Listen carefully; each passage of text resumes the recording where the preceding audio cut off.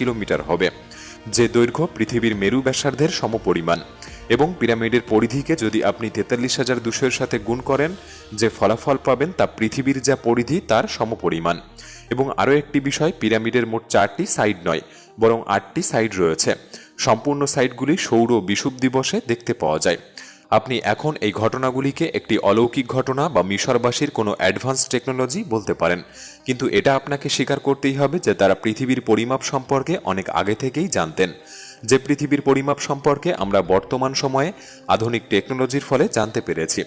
যখন স্যাটেলাইটগুলিকে আকাশে পাঠানো হয়েছিল এবং তারা পৃথিবীর ম্যাপ তৈরি করে সঠিক পরিমাপ করেছিল, তাহলে একটি বড় প্রশ্ন ওঠে যে প্রাচীন মিশরবাসীরা এত সঠিকভাবে পৃথিবীর পরিমাপ কিভাবে করেছিল, যেখানে পিরামিড আজ থেকে প্রায় ৪৫০০ বছর আগে তৈরি করা হয়েছিল।